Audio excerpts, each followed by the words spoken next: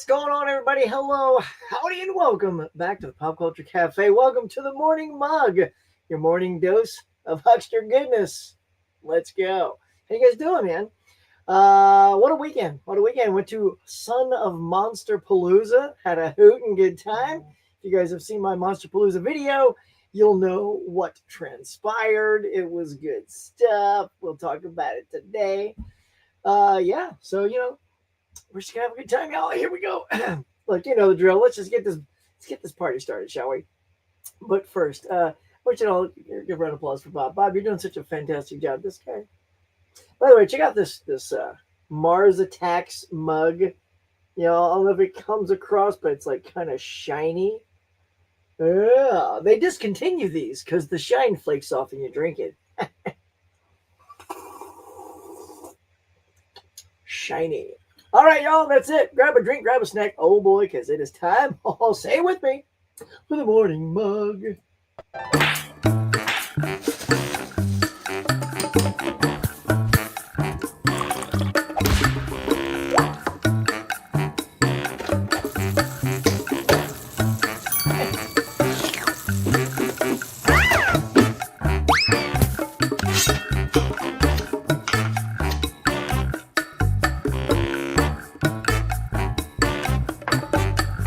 My friends, welcome back to the Morning Mug. Now let's chat. All right, let's chat. Let's do all that good stuff. So how do I look? How do I sound? Hopefully everything is looking good. How you been? I love it here. Now I need to remember how to wrench people. I gotta wrench all you guys. Right at the top there was a slanderous comment which I didn't appreciate, and I'm sure some of you saw it, but power's in the hand. Gone. Deleted. Don't be bringing that to the morning mug. So yeah, if you got a wrench and you see that, you feel free to gone. Yeah, we ain't gonna give that dude any breath. I'm not even gonna tell you what it was, but it's out of here. All right, let's get to it. Let's see who's in the cafe. The bell just rang. The door swung open. And Dave is here, of course. I'm doing well this morning. Thank you. I have some cool news to tell you. My dad, who left was born, every time he gets money, it gets taken away and put into like this card for mom, and we just found out we got $800. Well, money's always good, and I'm paying off credit card today to get my mom's paying off other stuff. Nice, you guys pay off those cards, man. Debt's not fun. Say that. Today I'm ordering 3. Look at you, not wasting any time. Getting those Back to the Futures from Groove, Mission Impossible, Lord of the Rings. Who else is making purchases today? We're going to talk about new releases and all that fun stuff a little bit later on. Dimension Scott, hello, sir. Hospital Pizza says, appreciate your recent Halloween, but thank you for the love for those vids. Yeah, man, I've been making a slew of those so far. I got a couple more ready. You brought us some good content. Well, thank you, bud. I hope you're hanging in there. I am. Super cool. You and Kane are old buds. Never seen him smile like that before. Yeah, he doesn't. Like it when he takes pictures. Yeah, he doesn't smile like that. But what was fun is I went there just at the right time. That's why I waited sort of later in the day, because a lot of people sort of, if you don't have a lot of money, this is my problem with conventions today. Now, back in the early days, you could get signatures for $15, $20, $30. Now the minimum seems to be 80, 50, or 50 at the lowest. But if it's somebody of any recognition, it's 80 and above. I remember going to I went to the same facility, but it wasn't a Monster Palooza. It was a Hollywood show. And all the Star Trek The Next Generation actors were there, all 7. And that's rare. And they were only $40 for each one, but $80 for Patrick Stewart.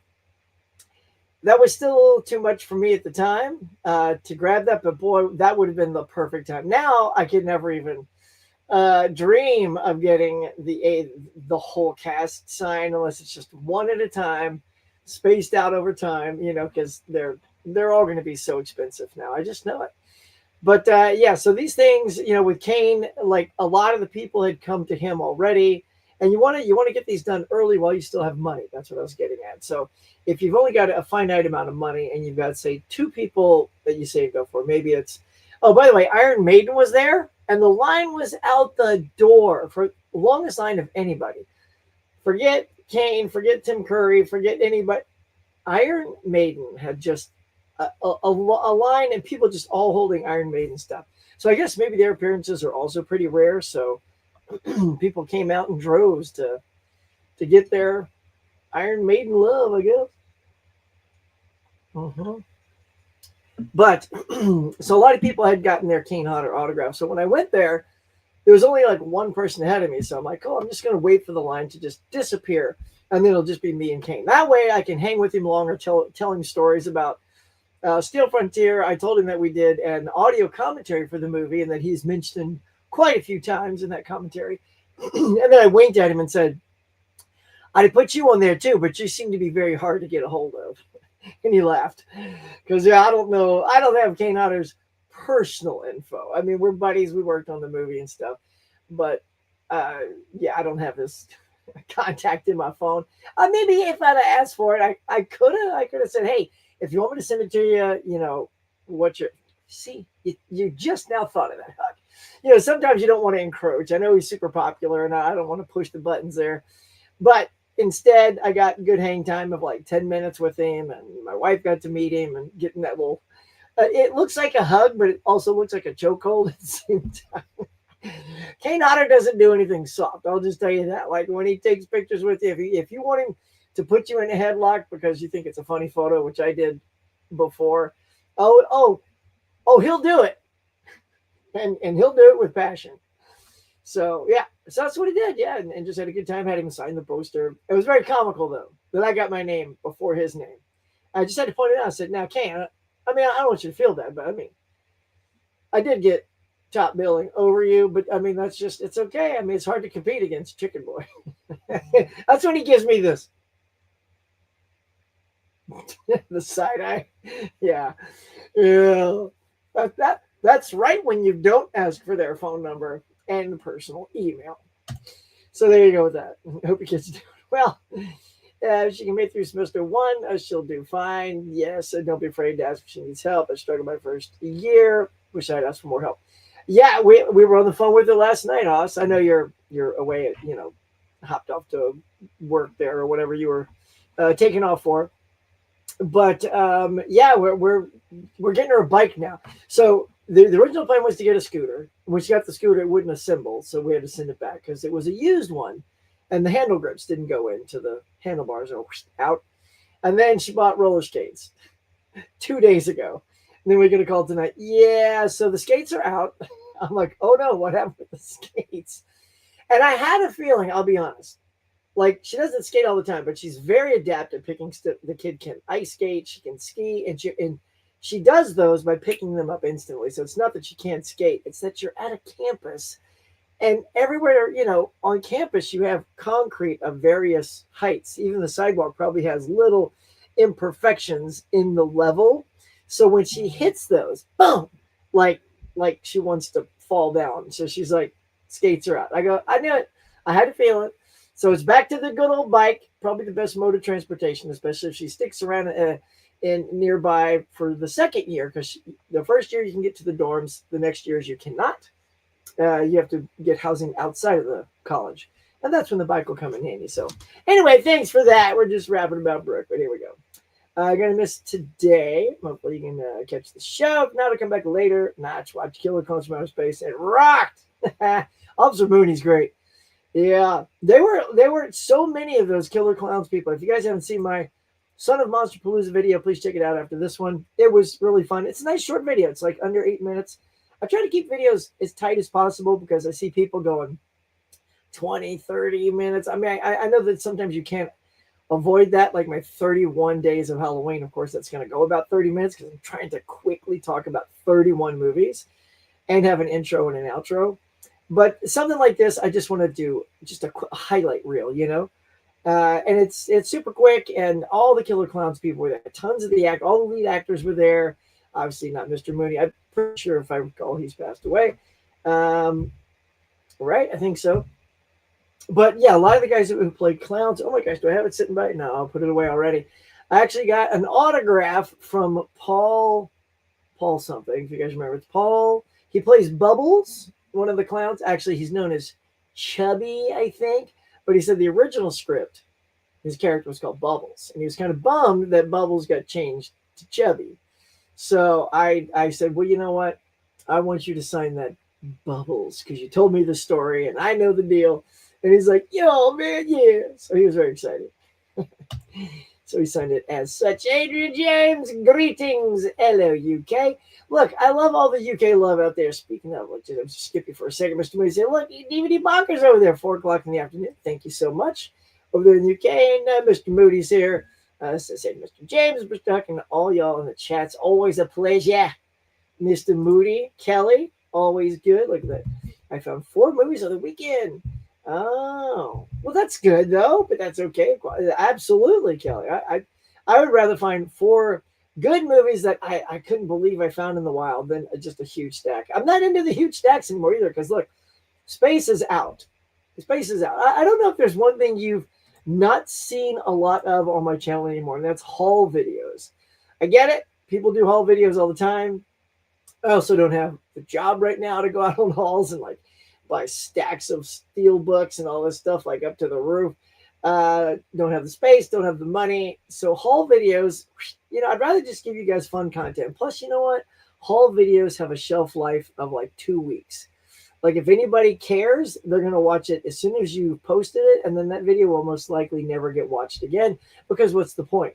No one really cares. It's kind of new releases or I don't know, unless it's a unique haul, like you go somewhere interesting. Maybe you go to like a yard sale and people who love yard sales, they come across your video 2 years from now and they go, massive score at yard sale.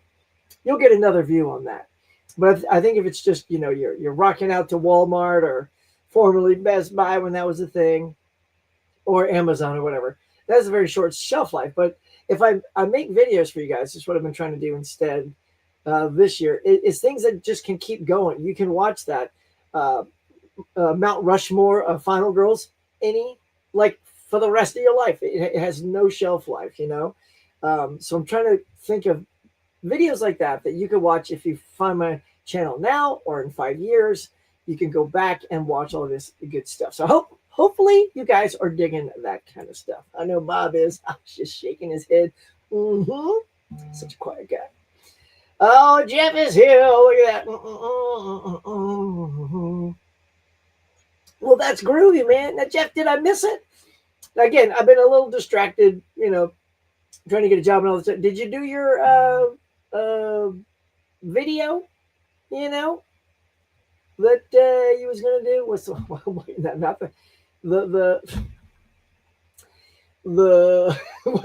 what's oh my God.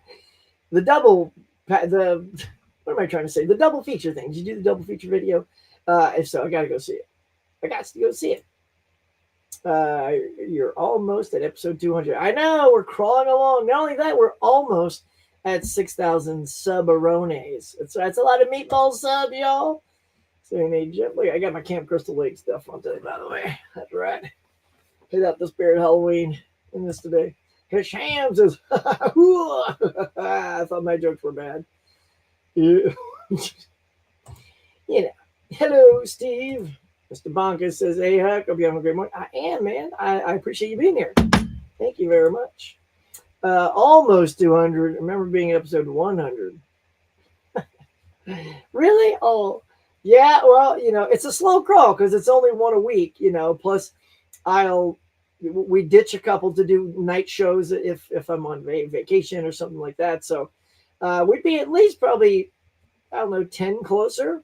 So, but we'll get there next year, man. We're hitting it. We're hitting the big 200. Can you believe? More than mug 200. Nice. Look at that. So what is the Diane Gothic Volume 2 set? I am unfamiliar with said Gothic volume. Laren is here. What's going on, Laren? Good to see you. Moody. Get you guys, JD, getting your haze in. Did you see that the Wicked Part 2 tickets went on sale last week? Got my ticket. I'm seeing it for early screening. Nice. No, but I did see. Let's see. Was that it? I think it might be Wicked. Like it set a record for first day sales now because it was held by Superman. Superman got it. Had it for a little while, so there was some pride there. But now I think Wicked outsold it for first day tickets. Maybe I don't know if it's overall like that first week, but That first day, I think it set a record. Boop, boop, boop, boop, boop. Caveman, dude, Cavester. I gotta tell you something. So, Caveman turned us on to a really great documentary called "The Titans of Hollywood" that's on Netflix, and it is a really fantastic deep dive into all the studio heads that were starting up their studios. So you got Carl Limley. It's like Universal, Paramount, MGM, Fox, uh, not Disney, but because but all those first early studios, and it's just fantastic because it's not just a documentary where a guy's just reading a script. It's all actors. So actors are acting out the part. So it makes it very interesting. And may I say, oh my gosh, so much smoking from that era. Like the guy that's the head of Paramount, every moment he is on screen, he does lighting a cigarette. I don't think there's a moment I've seen him without a cigarette. And they are just sucking it up, lighting that tip up like it's no like just holding the cigarette. I mean, they're inhaling, they're blowing smoke. So I hope a lot of those actors were smokers. I wondered if that was a criteria. It's like, just so you know, you're a great actor, but I need to know, do you smoke? Because you're going to be smoking a lot in this movie. So it's been fantastic. We have one episode left. I'm just waiting because I plowed through two, got almost to the end, but Becky just petered out. She couldn't do 3 in a row. So I'm curious how it's going to end. It's all about like the it even had United Artists, the one that Mary Pickford and Douglas Fairbanks and Charlie Chaplin formed. So there's actors playing them. It's really good, y'all. So Caveman recommended it to me. I recommend it to y'all. The Titans of Hollywood on Netflix. Check it out. It's pretty cool, man. It's Hollywood history that I don't think a lot of us know. We're sort of hear about all the mergers right now, like Warner Brothers trying to get sold and Paramount paying off the prez. And that's all the studio news we're used to now, or maybe some Disney stuff, but it's good stuff, y'all. So if you're looking for something to watch, and they're only about a 50-minute time link for each one, it's like an hour of television. So you can space it out for the whole week. It can be a Monday through Friday watch. There you go. Saying, hey, guy. Oh, great t-shirt. Thanks, man. Look at it just rolling away, man. Enjoy nature. So good. Saying, hey. All right, everybody getting their haze in. Thank you. Enjoyed your video. Thanks, buddy.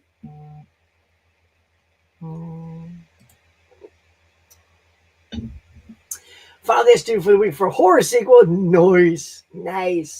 We're gonna get to our now. For me, like my sequel, I've already done that, so I'm off to the next one this week, which is makeup prosthetics. So we will go over that one.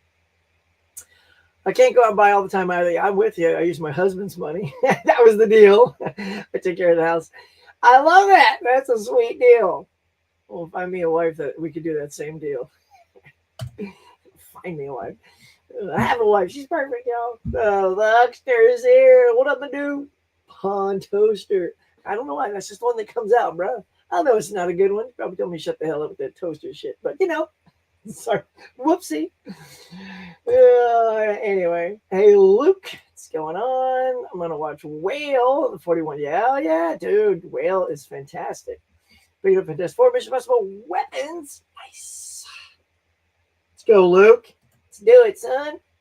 What's Sue gonna get? I mean, Adrian, you are what's so good about you is you're the most curious. You always want to know what Sue's gonna get. So we're not queuing up a song, but we will go ahead and answer that love right now, y'all. When Adrian says, what's Sue gonna get? Hey, and the Steelbook crew. That just means we want to know what's going on out there. What's coming out? It's time for the new release section of the show. Bob, if you would, press your magic button and then make it happen. There it is. All snap. Okay, y'all. Let's just take a look. Well, this is a just a quick looky-loo of what is coming out. Let's see. Do we like that, Bob? Let's. Where's that little circle at? Yeah, it's better. All right, so here we go. You got your Fantastic Four. Is it just me, though? Every time I look at that interior of the Fantastic Four Steelbook, it looks like the game Connect 4 that you played when you were like 10.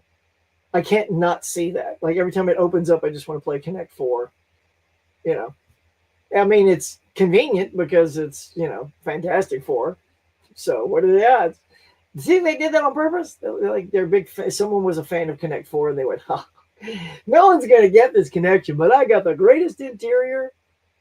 That is not a great interior. All right, look, which one are you gonna get? Are you gonna get the loaded steelbook that's got the comic book inside, or are you gonna get this here? Okay, look, just go away, little video.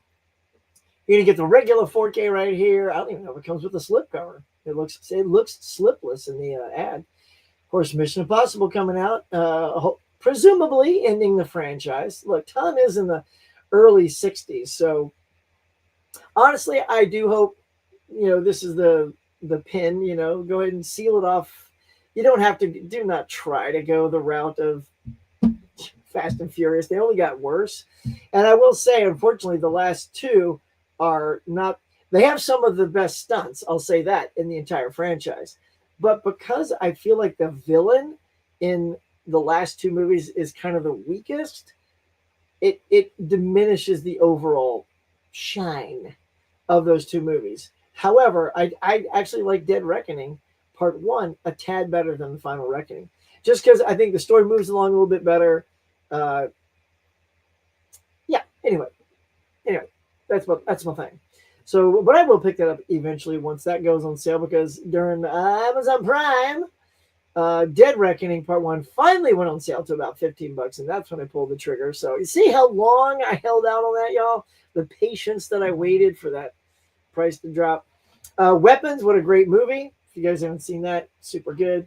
There's still some people that didn't care for that movie. That it was slow, that was boring, but I liked it. I like that sort of.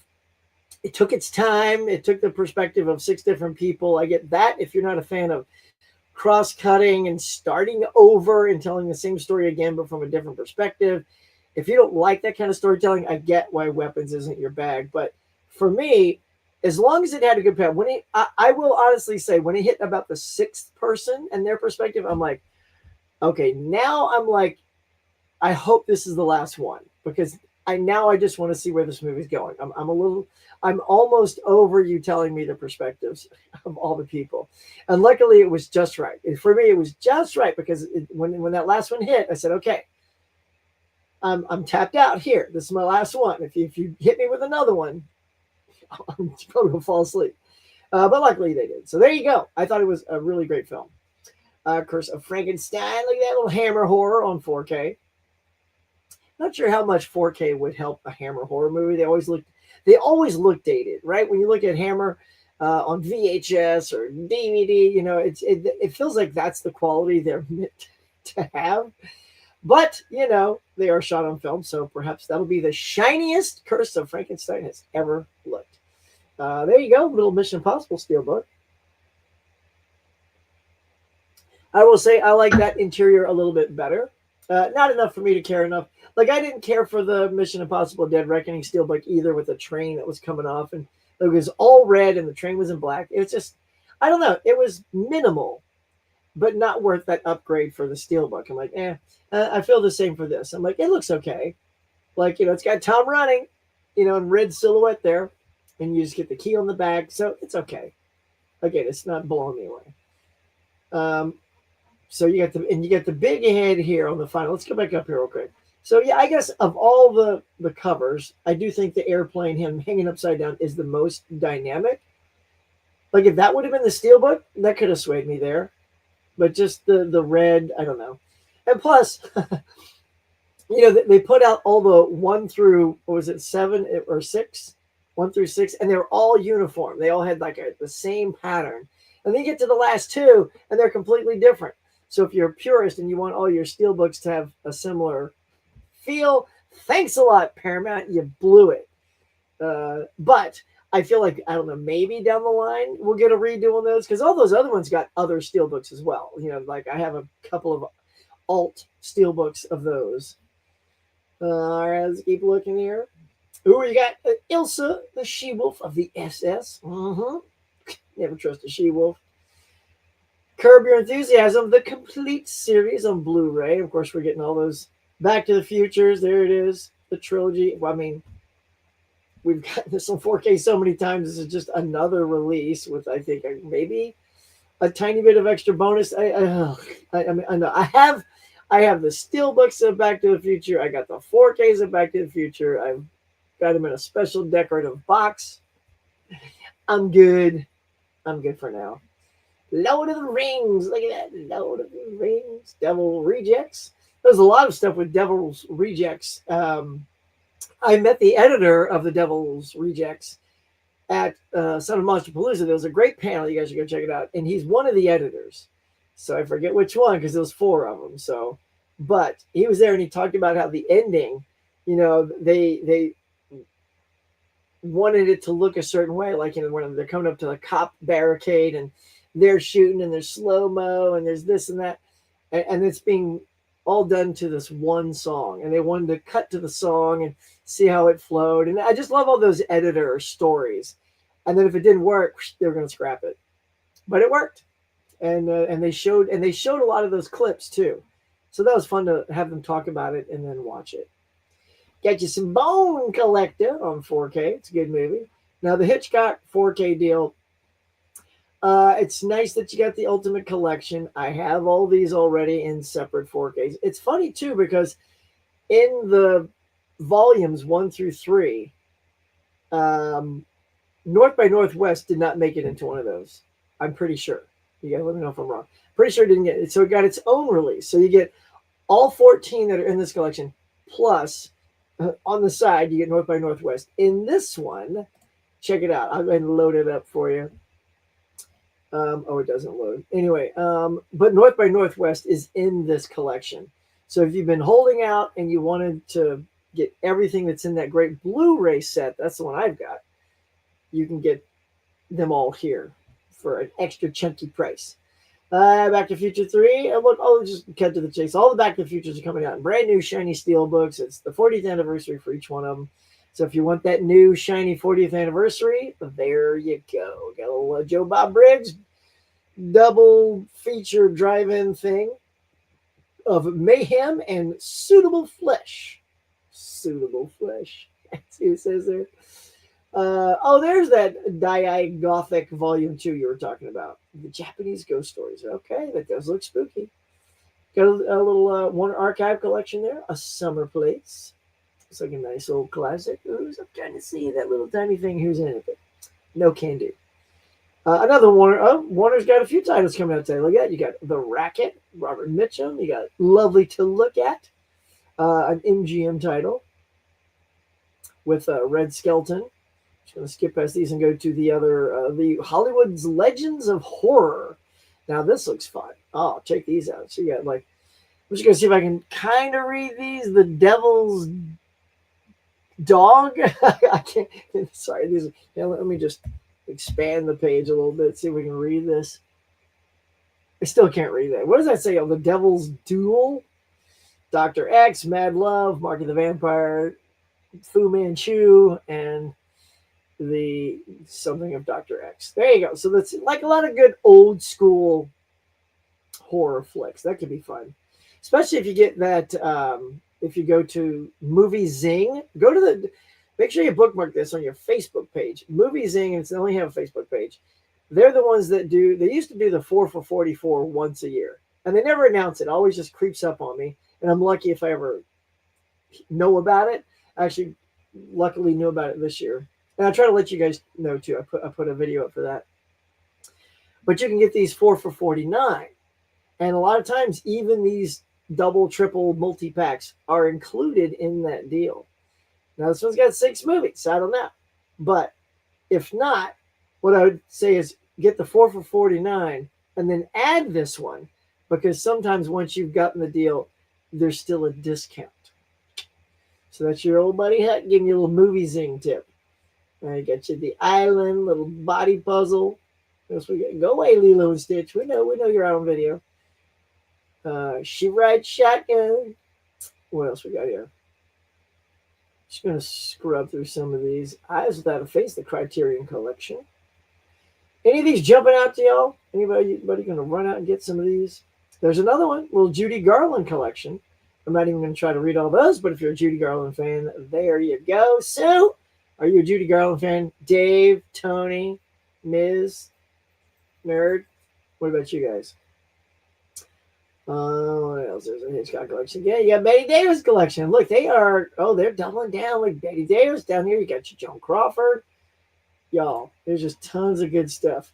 You got J Girl Yummy. I don't think that's a Joan Crawford movie though. Let's see. Oh, goodness. So all of a sudden, all those pop up. Let's see. Oh, there's Scared S-less right there coming out your toilet. Oh, yeah. Dave, add to cart. Asylum, Tormented, Rudian. There you go. I think this release date is ridiculous. I didn't even pre-scan this, y'all. This is enormous, so I'm not even going to just keep reading. But there they are. I'm just going to keep scrolling a little bit.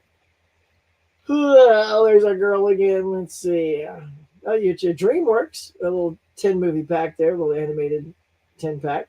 It's pretty good. Just so much J Yummy coming out today. What is this called? Restored. Oh, by the Film Masters. They got some good stuff. It's called The Judge. Got a couple of Film Master titles. Man, y'all, this day is redunculous. Oh Lord, falling asleep. All right, there you go. So that's good. That's good. That's good. I think we've seen a good overlook. There it is, guys, gals. What you're gonna get? I'd say for me, it's kind of the stuff on the top row. Fantastic Four, Mission Impossible weapons are amongst the ones I most want. So there you go. That's it. Oh, we did it, y'all. Anything else, Rudy? Nope. Close. Bob, you're doing great, man. All right. There it is, y'all. Super good. Now we know what Sue potentially can go get. Now we just have to figure out what she's going to get. Yeah, my double feature video's up. Nice. Thank you, buddy. It's a pretty unique list. All right, I'm going to go check it. Also, am I spaced out? I don't think I've checked it out. I did that before. I just zoned out. Like, I watched KB's. I'm like, oh, KB has one. I went, I'm like, oh, yeah, of course he has one. Sometimes I just, get that Swiss cheese brain. I watched Pan's Labyrinth for the prosthetics. Yeah, it's one I watched for my foreign film. Dude, I mean, that's perfect for prosthetics. That's such a good flick. Yeah, man, look at that. So sub over to Luke Ponto's channel. He's a solid dude, good film lover over there. Go check him out. Add a sub or two today. Make it happen. But while we're at it, anybody hit like and subscribe yet? I know you're all subscribers, so go punch. Just sucker punch. Just, boom. Give that smashing machine. We'll talk about that.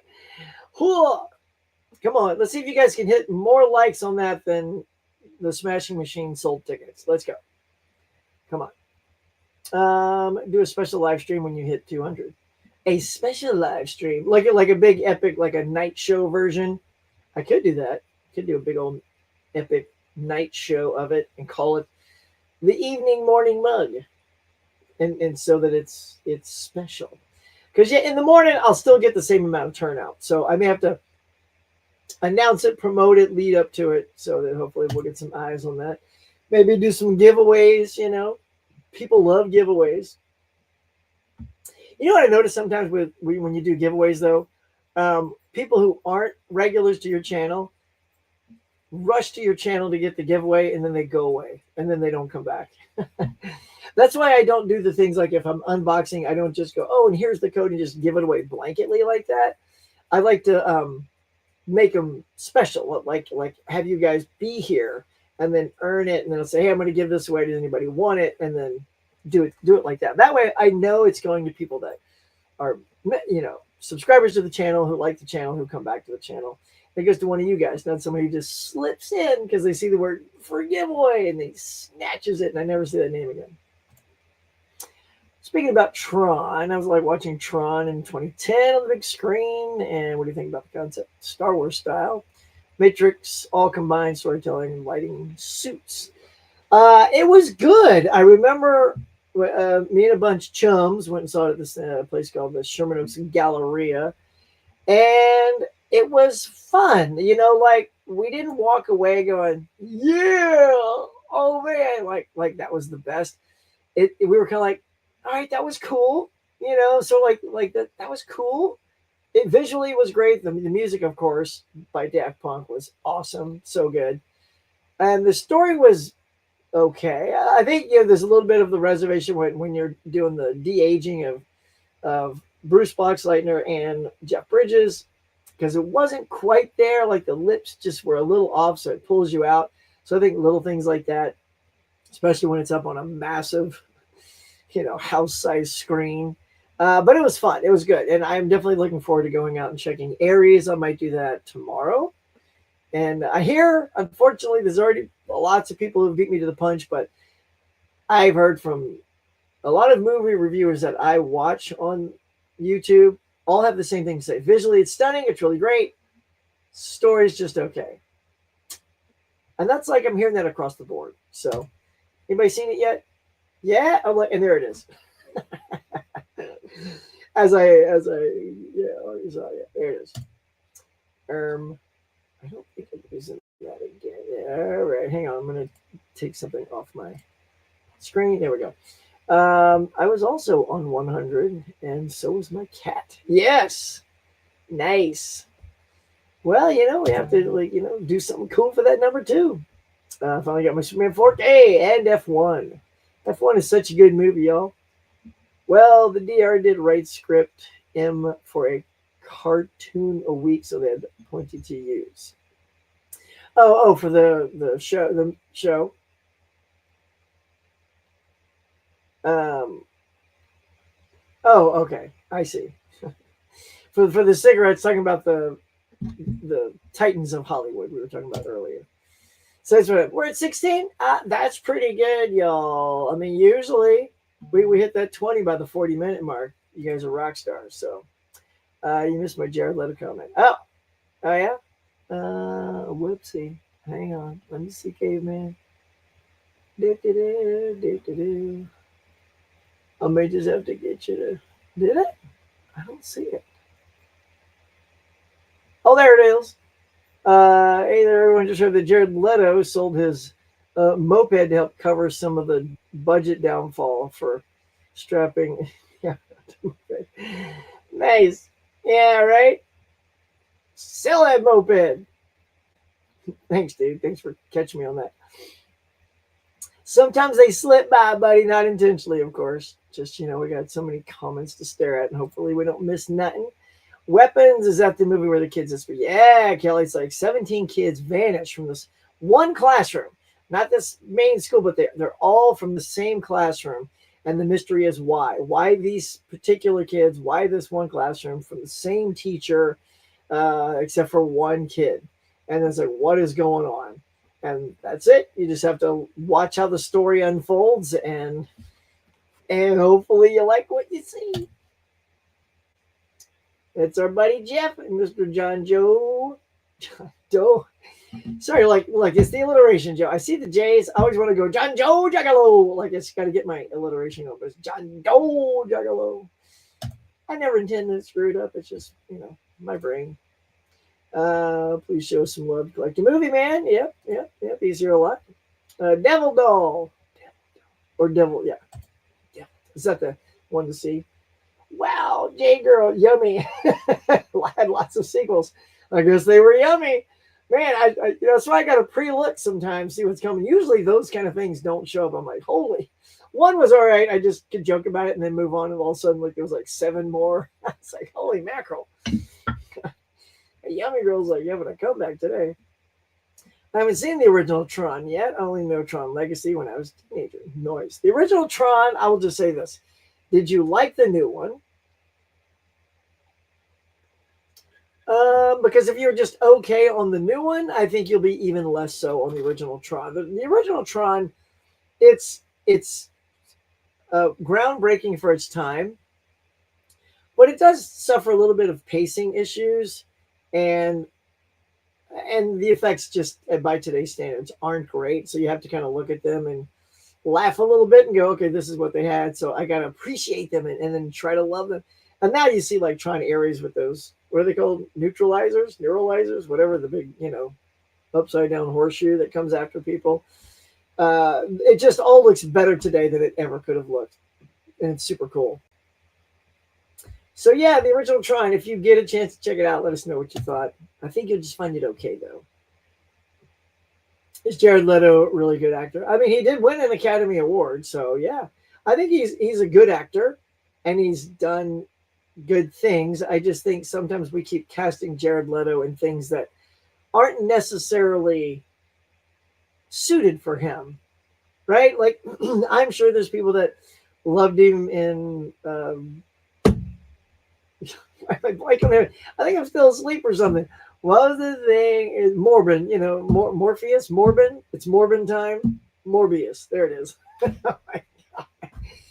Oh god, I gotta wake up earlier next time. Yeah, you know, Morbius. You know, he did that, and then now he's in this. Of course, he played Joker, and all of those things had their moments.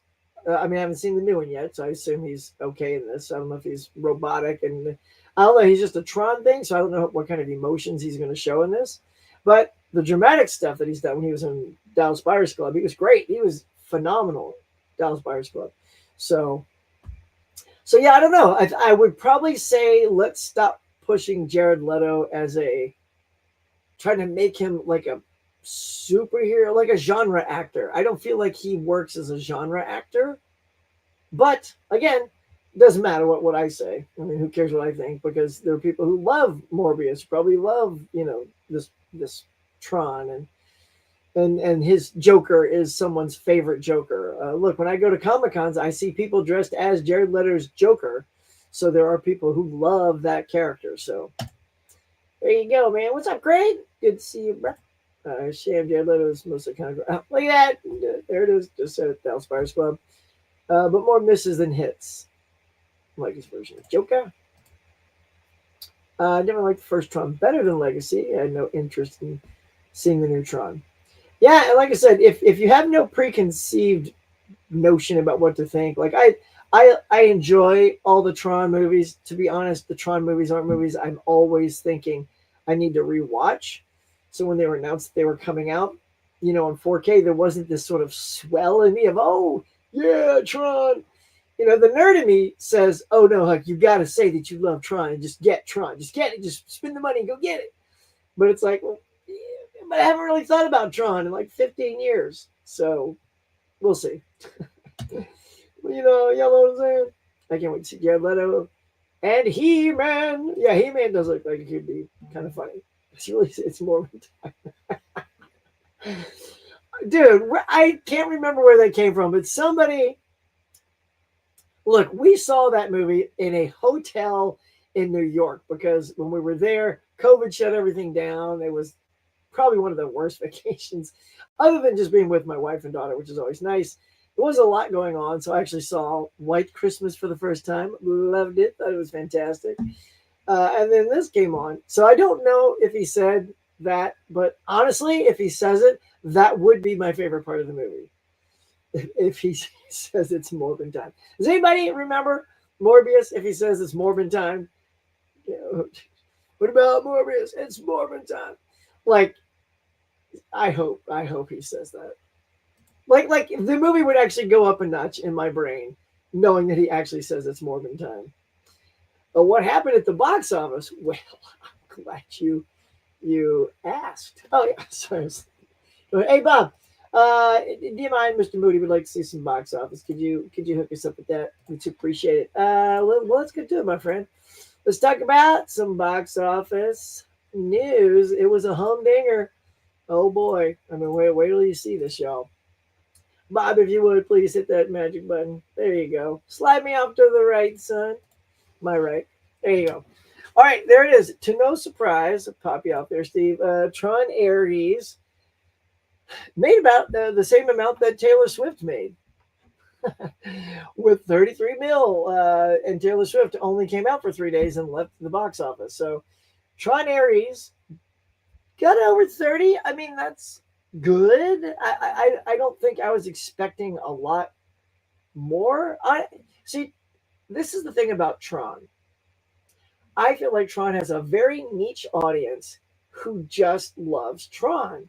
It is not this massive IP that I think Disney wants it to be. It's not a Jurassic World. It's not Marvel. It's not even DC. It's not any. It doesn't even have a horror franchise IP quality to it, like even say The Conjuring did. I mean, Conjuring got 70 or 80 million its opening weekend. Tron just doesn't possess that. I think it's like a one trick pony with the going into the computers and you get the light cycles. It's a little bit like later Star Wars. That's what else. I mean, not that high because Star Wars still has a huge fan base, but it's like it leans on a lot of its gimmicks. So Star Wars leans on, especially those last movies. I mean, it's like, oh, here's 2 more Death Stars. There's a bunch of lightsaber fights, and here's the. So they throw a lot of tropes at you in the hopes that all this flashy goodness looks good. And unfortunately, that's what I'm hearing about Tron, is it has a lot of those flashy goodnesses that I think will appeal to these people this weekend. And I'm going to tell you right now, a good drop for a movie is between 50 or 60% for the next week. I'm going to say this will drop over 60% for next week because as much as we love Tron, and a lot of you love Tron even more than me, Tron just isn't talked about in the in the universe enough to warrant more than that. So there you go. So there's that Roof Man, which I think looks fantastically funny. Only got 8 million. That's a little bit of a bummer. I was hoping that would, it's got a boy Channing Tatum. Kirsten Dunst is in it. Peter Dinklage. It's got a fantastic. Juno Temple. Like, the cast looks great. And, honestly, though, that's kind of what the Smashing Machine made its opening weekend, was 8 million. And that had The Rock in it, y'all. I don't know what happened there. But that had The Rock in it. He's not even in the top 5, y'all. Is it down at number, 8, I think? Let me double check. Yep, The Rock dropped 69%. Down to number 8 with 1.7 mil. So, and it hasn't even cracked 10 million here in the States. And The Rock is a big old star. Worldwide, this movie has only made $13 million. That's it. Period. Done. It's over. So whatever A24 was hoping would come of this, I still hope that there's some Oscar buzz talk about the Rock's performance. But then again, look, we don't know what's still to come. I will say, was it worthy? 100%. I saw the movie, and he is phenomenal. He's got some emotional scenes in that movie that you've never seen The Rock tackle before, and he does them with absolute dignity and grace. Does it so good. To the point where I will say that, I think I said this last week, that I think Leo, who's in one battle after another, doesn't even have a scene like that in his 3.5 hour plus movie. Like, he's got a lot of good emotional moments, but there's this one moment that The Rock has where he just breaks down, and he's just this big hulk of a man, and then there's little Emily Blunt trying to console him, and it was great. It was great, and I'm not just saying because of that one scene. I mean, throughout the entire thing, he takes on a personality. His speech pattern is affected. He's wearing prosthetics, so he looks a little bit different, and that always works well for like movies like The Others, when Nicole had the nose, and was it Monster with Charlize Theron with the full makeup effect, so that works a lot for some women. Maybe it'll work for The Rock. Will he win? Probably not. But I do think he did a good enough job. Anyway, he's not even on the top 5. Huck, stop talking about him. Let's go to number 3. One battle after another, 6.8 mil. Doing okay, I suppose. Gabby's Dollhouse, the movie's still in the top 5, 3.4. And The Conjuring, y'all, that to me is the most shocking. The Conjuring is still in the race, man, in the top 5. The thing's made 172 million so far just in the States, 473 worldwide. That thing has some staying power. I mean, just look at that. Because you have other movies that are still newer, like The Long Walk, that's on its way out. The Strangers Chapter 2, no one cared about that movie either. The Good Boy, I heard was a cute movie. That's not doing good. So everything's just leaving the top 10. But The Conjuring, it's like just sticking in there. Now, we're going to get to what's coming out this weekend, and I do feel like we're going to see a lot of these movies go bye-bye, especially with the top movie only being 8 million under Tron Ares. Tron will still be in the top 5 easily for a few weeks. But look at what's next, y'all. Just look at this. Look.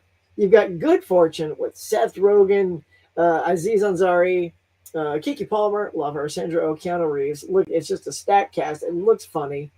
Then you got Black Phone. So everybody that's seen Black Phone 1, they're going to want to see Black Phone 2.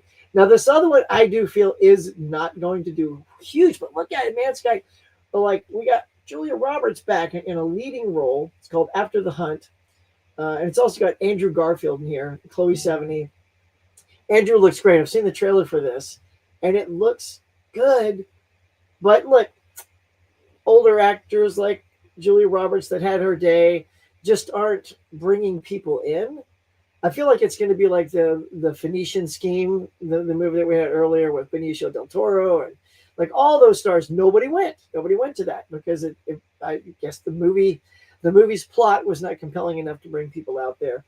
So I don't even know if this is going to crack the top 5, but I feel like Good Fortune and Black Phone will. So should that happen, let's go back. Let's take a look. So that means Conjuring will finally be pushed out. Probably the bottom 2 will just get pushed out. So if no one goes to see Julia Roberts, I think Tron is going to drop all the way down to probably number 3. And then Black Phone, because it's scary time. And the first Black Phone, a lot of people love that. I still haven't seen it yet, y'all. So I need to get on it and watch Black Phone now. And then I can go out and see that. I feel like that's going to take number 1. And then Good Fortune, sadly, will operate a little bit like Roofman here and maybe get around 10 to 12 mil. Maybe something like that. What do y'all think? That's my hunch. Yeah, so there we go. All right, now I'm going to get to my... yeah, you know what? I'll come back. Bob, why don't you put a pin in that 52-week movie challenge? We'll come right back to it. Let's just get back to you guys real quick, because now that we saw all that from Mr. Moody, thank you very much. Just one first Tron movie on 4K. Go get it. Says, nope, there it is. I just did them. To go back up to order. Nice. And I'm still waiting for Master and Commander. Nice. Says, yeah, Tron ain't busting no blocks. Mr. Lane, greetings, man. Just dropping to share the unfortunate news that, oh, no. So this is my friend Keith, y'all. Oh, hold on. Hang on. I got to step out, step back in, get the, see, the camera thinks. See, it thinks it's got me when it's all blurry. Have I been blurry like that for a long time? I hope not. Anyway, so Keith and I are old school chums, and I went and saw Drew Struzan a while ago. He had an exhibit out here. Look, if you don't know Drew Struzan, he is the king of all movie posters. If you want a movie poster that looks memorable, beautiful, captures the essence of the film. I mean, this guy's he's done Star Wars posters, Indiana Jones, Back to the Future, Big Trouble in Little China, you know, I mean, you name it. Like if you love Adventures in Babysitting, like, you know, this guy's work. It has been like prevalent through the 80s, massively through the 80s and the 90s, and just, God, his work was so good. So I got to go meet him, and I got Keith a poster, an advanced poster of Temple of Doom signed. And then a lot of people don't know, he did an early version of a Star Wars poster that they decided to not use, but I had one. It's an original poster. They call it Star Wars Style D. I think it was D, right? And it's pretty cool. And I had him sign that one once I realized he did that. So, yeah. Oh, R.I.P. Drew Struzan. There's a great documentary also on Drew Struzan. Y'all look it up. It's super good. So sad, man. Yeah, dude. Yeah, and look, I cannot tell you, the old huckster, how many Drew Struzan. Look, right now, I have a Big Trouble in Little China poster in my bedroom. And wife okayed that, by the way. She's like, yeah, I want sort of an Asian theme in here. You got a poster with some of that? I'm like, Big Trouble in Little China? She goes, yeah, that'll work. But yeah, his posters have populated my walls more than any artist I know. And I'm just so sad to hear that, because it's also sad that his style is waning away when you get all these Photoshop garbage things, especially when things get repurposed for video. Keith and I talk about this all the time. James Bond is a good example of that. He never did a James Bond poster, but James Bond used to have these beautiful posters, man, like super artistic, and it captured the gentleman spy and the girls around him. You see the cars on the cover or whatever, and then progressively as we get to the Brosnan things, it was more like faces and bodies with a little bit in the background. But then by the time you get to Daniel Craig, y'all, it's just all Craig's face and maybe a shot from the movie, or there's no, they don't feel like Bond posters. They feel like glamour posters. Like, Craig is a good looking guy. Let's make sure he looks as good as he can on this poster. And that'll bring in guys will come because it's Bond. Girls will come because he looks handsome. And just that art that Drew had populated our cinemas with, like, it's just a bygone era, y'all. So whenever you see wonderful posters nowadays that just look great, capture imagination, scoop it up, man, buy it. There's an artist named Blake Armstrong who has done some posters for Guardians of the Galaxy. I used to work with him back at this one place, and I asked, what he did. He said he's an artist, and I would see some of his work. I'm like, dude, you're good. And so go to Facebook, look at Blake Armstrong. That guy is our new Drew Struzan, in my opinion. Like if people hire him, he did the Ready Player One poster. So if people hire Blake a lot more, then maybe we will see him continue that legacy that I think is just lost in movie posters. So, Kate, thanks for putting that, just so we could talk a little bit about Drew. I'm totally sad to hear that. But the guy was a legend. I've got 2 Drew Struzan poster books that I've looked through so many times, just looking at his artwork. And then it'll even show movies that he did that they didn't end up going with his stuff. And then you look at what they chose, and you're like, you guys are out of your mind. Look how good this is.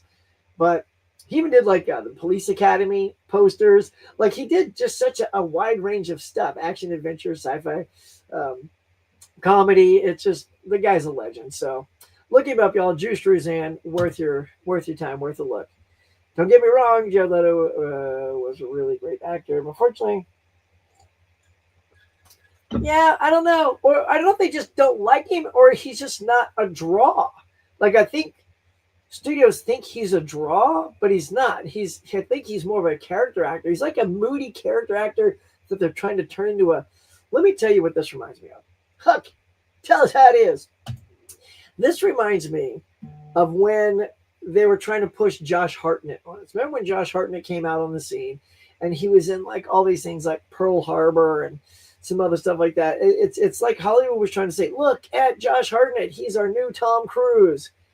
And nobody was having it. He was in Hollywood Homicide with Harrison Ford. And to me, that's probably, oh my God, it's a horrible movie. It's one of Harrison's worst. It feels like a paycheck. Like, when you watch that, Harrison looks as bored as can be. And Hartnett just didn't have that charm yet. So I feel like it's the same thing with Jared Leto. Now, to flash forward a little bit in that comment, I was not a fan of Hartnett then. Now, all of a sudden, popping back up in all of these great things. He was in Oppenheimer, and then he did The Trap with the M. Night Shyamalan movie, which I loved. Some people didn't like it. I freaking loved it. Like, so now he was in Operation Fortune, Guy Ritchie with Jason Statham. He was freaking great in that. He was an actor in that movie, and they tried to hire him to play a role. He goes, I don't know how to do this. He goes, you're an actor, act like it. And he's like, yeah, it was great. So now I'm like a super Josh Hartnett fan. But, you had to put him in the right roles for him to find a fan group. Now, I still don't think he's not like top tiered. I don't even think he's probably Channing Tatum status, if that has any weight to it. But you know where I'm going with that. Channing Tatum, I think, is a newer guy who's probably at this level. So Josh is maybe here. But yeah, so I like Hartnett a lot now, way more now than I did back when they were trying to shove him down our throats, movie after movie that just weren't good. Now he's in all these good movies. So Jared Leto, I say, man, go back to those smaller, go back to more Dallas Buyers Club stuff. Get out of these major IPs that I don't fit his personality. and wow us again. Just blow us away with those, those acting chops. According to Drew's still alive. Oh, do they? Well, Drew's official Instagram account posted it 45 minutes ago. Oh yeah, so yeah, it would take time for that to, his team has to get that up on IMDb. So yeah, trust me, if Keith knows, it's legit, y'all. You think I babble on about Hollywood stuff? I think Keith's got me beat. This dude's like an encyclopedia. You should get him on here. Keith, get back on here, bro. I got a show for you. Yeah, we'll talk later. Good morning, my darlings. Oh, girl, you just made my day. What's up? Look, y'all. Give her some clap. Caprice is here. When she gets in the house, the door rings, you gotta let her in. My mom is seeing after The Hunt on Saturday. Okay, might see Good Fortune or Roof Man. Nice. Look at that. Why am I getting so disgusted by fake creations of legacy people like Mr. Rogers? Oh, dude. In a cage match, what is that? Are people doing that? Are people using AI and putting people like that in cage matches? Like fake creations of legacy people in a cage match. I have not seen that. That's kind of silly. But what I am getting to, I will say this though. So, and I've gone on this tangent before, but people who keep getting nominated for doing people that we know, I'm kind of over it, especially if they keep winning. Because the only reason they win is because we know how that real person looks, acts, and sounds. And if the actor is doing a great acting job and also looking and sounding like that real person, we love it. Apparently, we just love it. So you Freddie Mercury, and then I know that Taron Egerton, I always forget to say his name, for Rocket Man wasn't nominated, but he was great. But not Jared, but Timothy Chalamet is, they're all going to get nominated. I feel like everybody that does a real person gets nominated. Some people early on, when we weren't getting a gluttony of these, that didn't get it. Like I thought Jim Carrey should have been nominated for Man in the Moon, playing Andy Kaufman. That is a performance, again, because I think he was funny man Jim Carrey. People didn't know. I mean, eventually people realized, hey, we can nominate Robin Williams many times, and eventually gave him an Oscar. So, but yeah, I feel like we need to just give out an Academy Award for people who do great impressions. Because I want to see something original win, like a character that comes out of zero to infinity on the screen for us to see. Anywho, let's keep going. What movie 25 I think is overrated and mediocre, but everyone loved it? Okay, overrated and mediocre.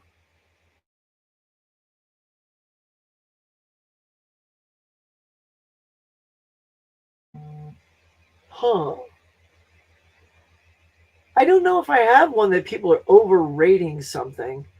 I mean, here's the thing. I don't think it's mediocre, but I do feel a little bit like Thunderbolts got a little overrated. I thought it was a good, solid movie, but it was being put up on a pedestal as A+, Marvel's back. It's up here with all the greats.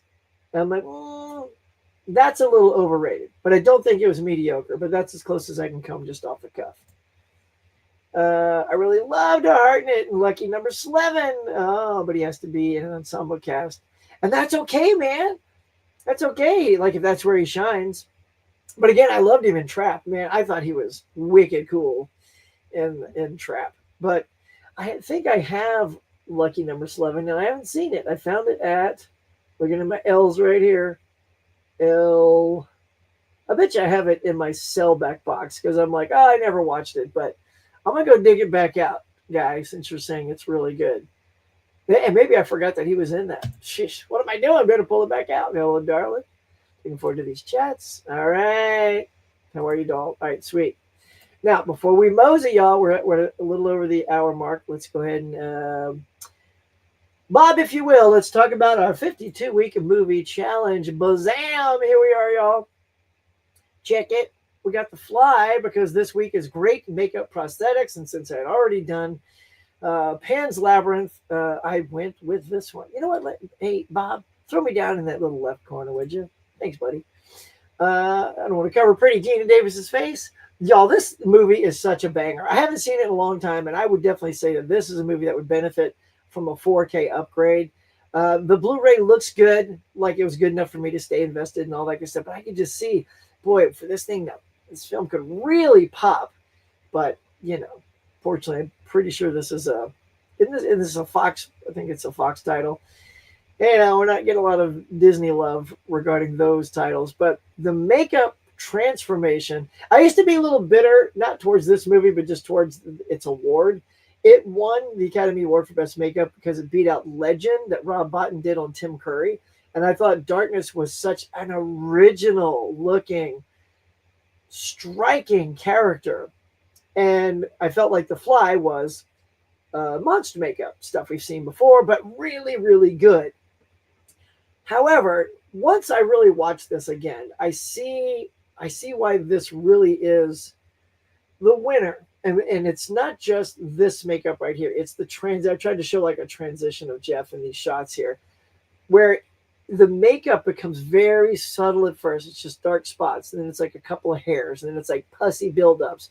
And then his face turns into that, and then he gets the full suit and becomes the full Brundlefly, and then you get that creature at the very end, and it's just amazing. And it's quickly, look, Cronenberg, kudos to you, man. It's like a 95 minutes long, so it doesn't overstay its welcome. It just clips along. The acting is absolutely fantastic. This movie hinges on how well Jeff Goldblum sells you this character.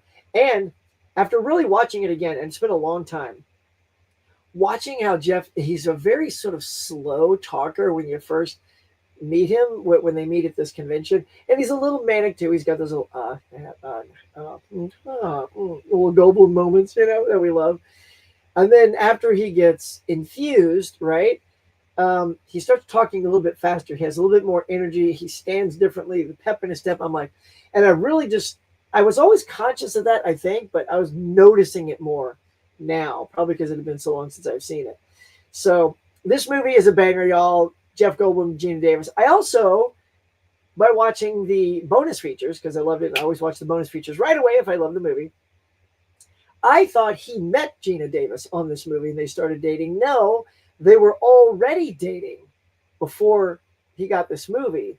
And Gina helped him with his lines and his performance.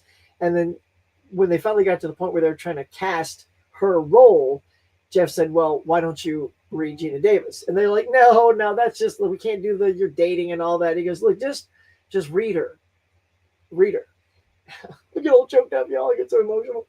And she killed it. I love to hear it when somebody comes in and they kill it. But Cronenberg had also done a rewrite on the script. And so, the director was like, she's in. Let's sign her on the spot. And then the producer's like, well, no, hold on now. Now we've actually got a good script. So the script deserves for more people to read it. And they go, all right, fine. We'll read a couple more. And they go, nope, it was already done. They came in, nobody had what Gina Davis had, and then so she got the part. It was not how they met. They were already dating. So I kind of dig that story.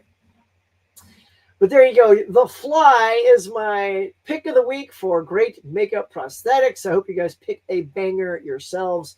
Next week, simply a remake. See, now, here's the thing. I was saving The Fly for the remake as well, but I backed it up and put it into the makeup part because I thought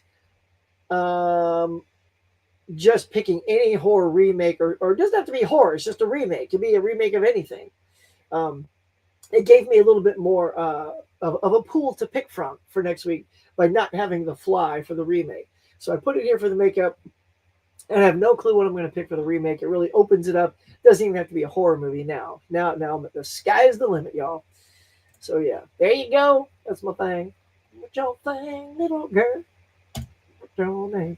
I would die in the Josh Hartnett Hill. Yeah, I'm telling you, I'm a fan of that dude now. Now you're probably on that Hartnett Hill from day one, right? Am I right? Or did you come around to this new Hartnett Hill? And I was like, oh, he's yummy now. Or has he always been yummy? Yeah, girl, let me know. Give me some, yeah, people are really abusing that chat. Yeah. Well, like Rob Williams' fake message that never sent his daughter. What the hell's wrong with people? She has publicly asked people. Gosh.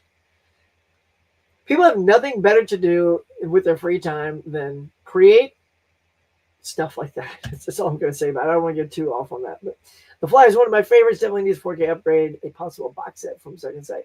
That'd be dope. I do have the Screen Factory, right? Box set up there. And it is quite good. That's what I pulled it out from.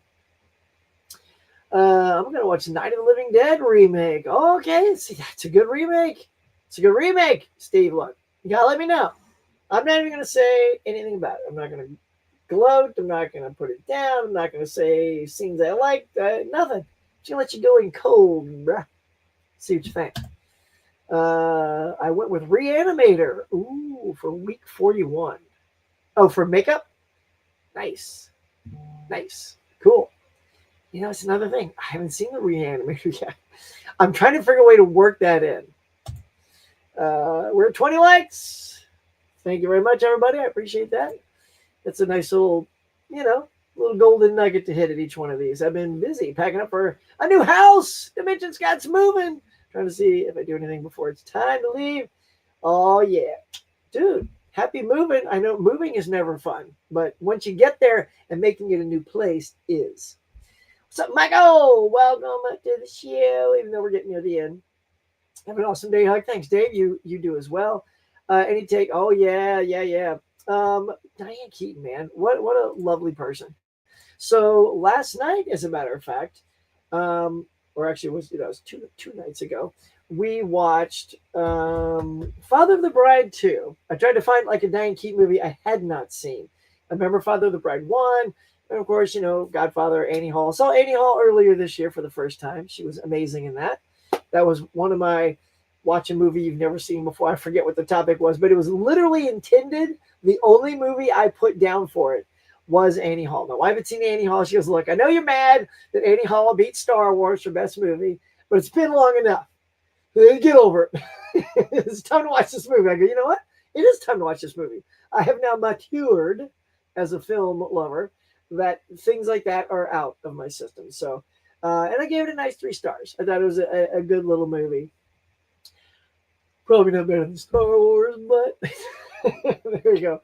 But Diane Keaton, she was just, she's a legend. She's one of our legends of acting, and sorely missed last night for Robert Redford. Of course, we lost him as well. 2 epic, just VIPs in acting gone.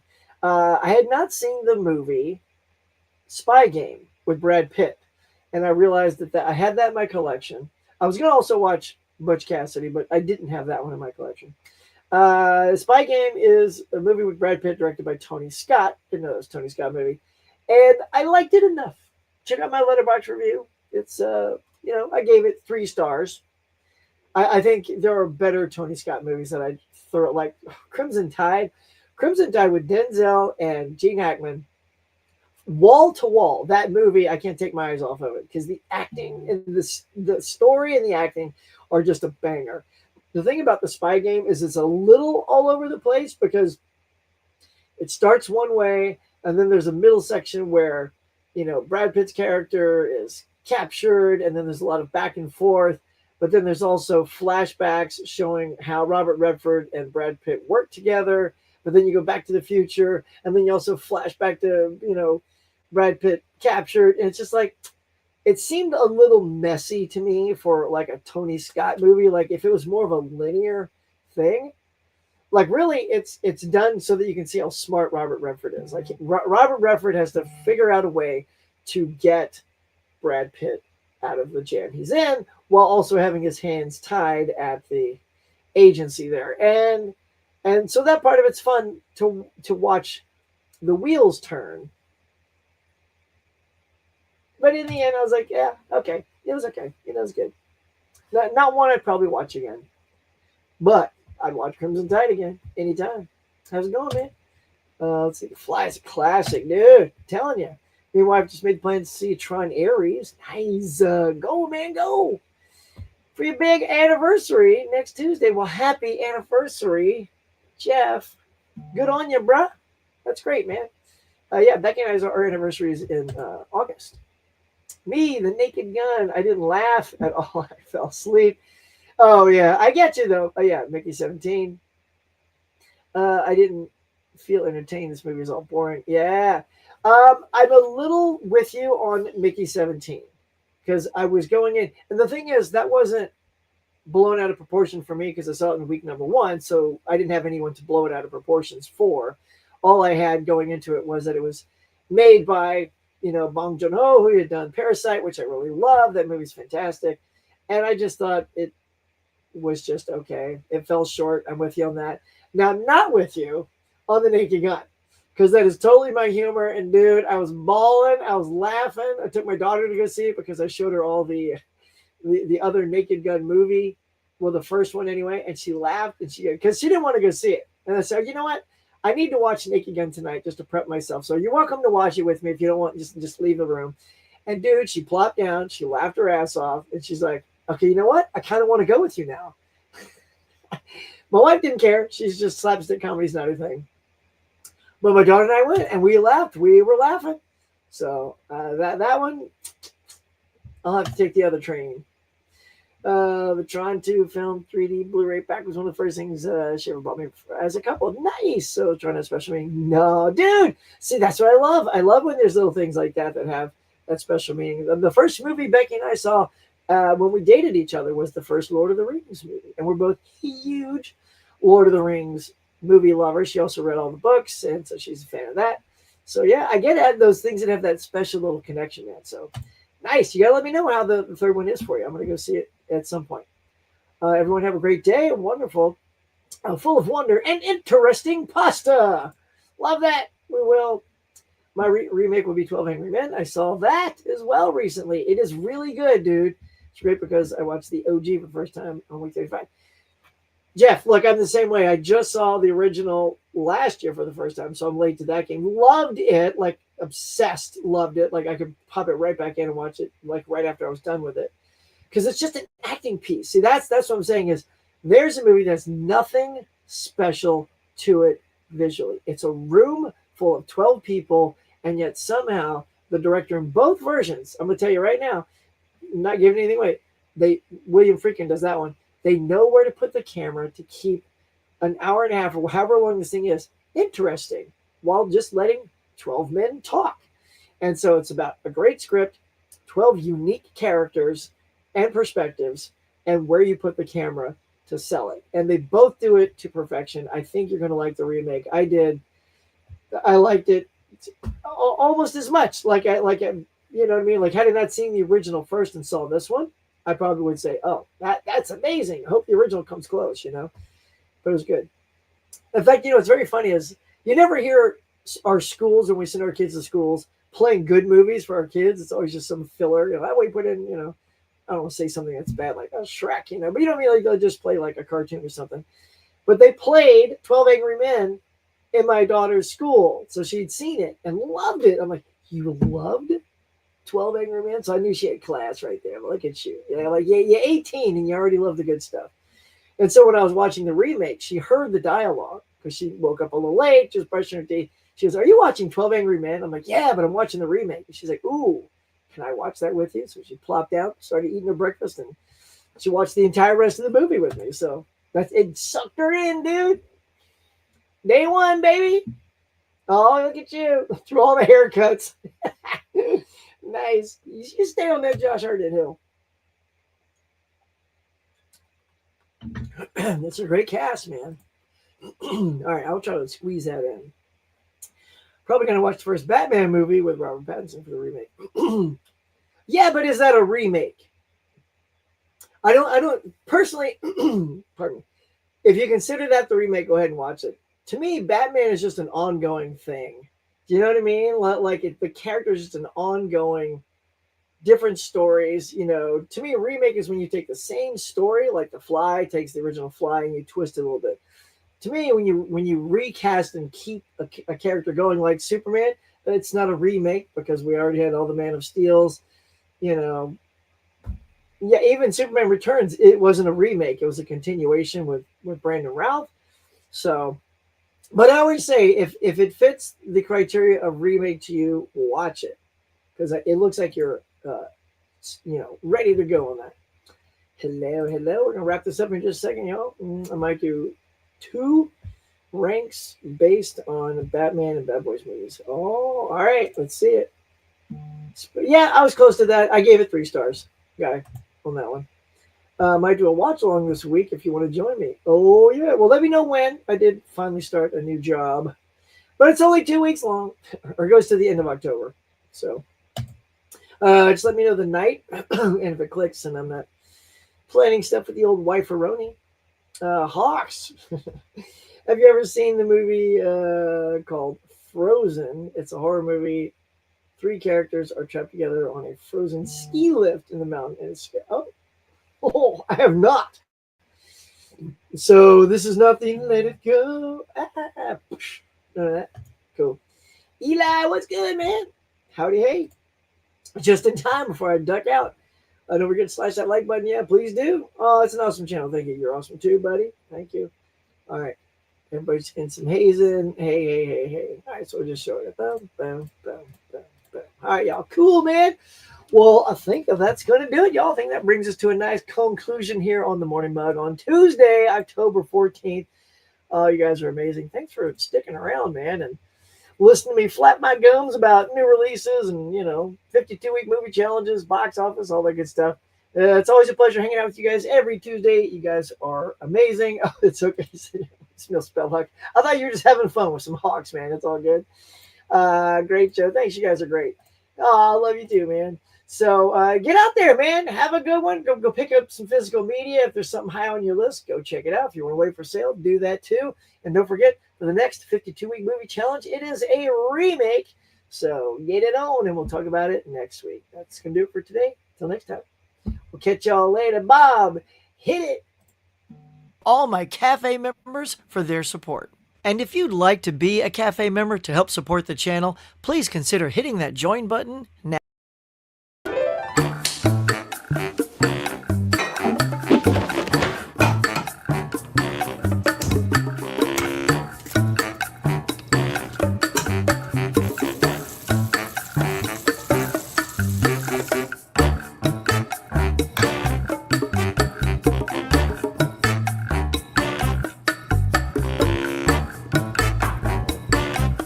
Thanks for watching, everybody. I appreciate you coming by and sharing your time with me. So until next time, be safe, be kind. We'll see you on the next one.